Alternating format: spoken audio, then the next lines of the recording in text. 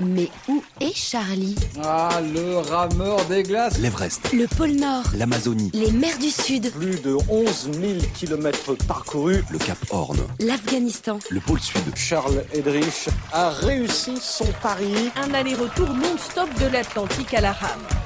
Où est Charlie? Alors aujourd'hui, je suis sur l'île de la Tortue. Bonjour Charles Eddrich. Bonjour. Salut Charles Eddrich, qu'est-ce que tu fais sur cette île de la Tortue? Alors c'est une île de la mer des Caraïbes à une dizaine de kilomètres d'Haïti, dont elle fait partie. Alors l'île de la Tortue est longue de 37 kilomètres pour 7 de large. Le relief est très accidenté avec des plages magnifiques et des récifs exceptionnels. Alors c'est Christophe Colomb qui la découvre et elle va devenir, à partir des années 1600, le repère des flibustiers. Pourquoi on l'appelle l'île de la Tortue? Parce qu'il y a beaucoup de tortues dessus? Alors on ne sait pas trop, a priori Christophe Colomb a considéré que ça avait un petit peu la forme vue de loin d'une tortue. Et les flibustiers étaient des marins aventuriers français, anglais et hollandais.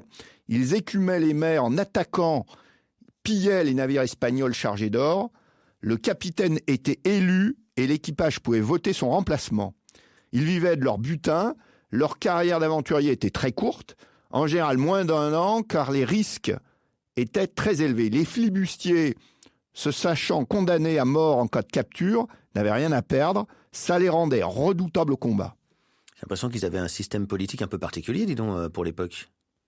Alors tout à fait, les flibustiers qui étaient sur l'eau s'associèrent avec les boucaniers qui, eux, restaient à terre et ils fondèrent une sorte de fraternité, une association d'hommes libres et indépendants, les Frères de la Côte. La communauté prenait une liberté totale, ils partageaient de manière égalitaire les risques, les tâches et les butins. Leur existence combinait piratage et débauche.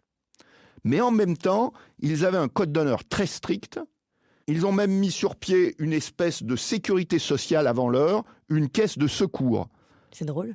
Par exemple, Impressionnant. la perte d'un œil, c'était 100 écus ou un esclave. La perte des 2 jambes, c'était 600 écus ou 6 esclaves. Et la perte des 2 yeux, alors? J'ai pas Il faut exactement ça en multiplier par tête. 2. Je crois que non, parce que c'est quand même avec un œil, on voit C'est plus. pire. Attends, il faut quand même. Voilà, C'est ça. non, je crois que faut c'était. avoir plus. Voilà. Ouais, mais attends, mais plus que 2 fois plus. Ouais. Sauf que sans yeux, tu peux pas vérifier ce qu'on te donne. Donc tu te fais un peu avoir quand même. Tu Voilà, demandes à mais ta bon. femme de compter. Je crois que c'était 300 écus, les 2 yeux. J'aime bien quand Charles il répond en plus à ce genre de questions. Non, mais c'était quantifié d'une façon extrêmement stricte. Même les petites blessures étaient toutes quantifiées.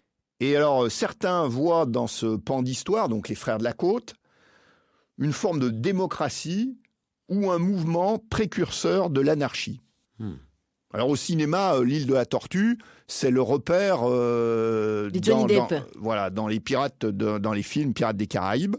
Et alors l'île de la Tortue fascine tellement qu'encore récemment, en 2004, suite au passage d'un ouragan, pendant plusieurs jours, les médias internationaux, y compris français, ont annoncé que l'île de la Tortue avait totalement disparu des cartes.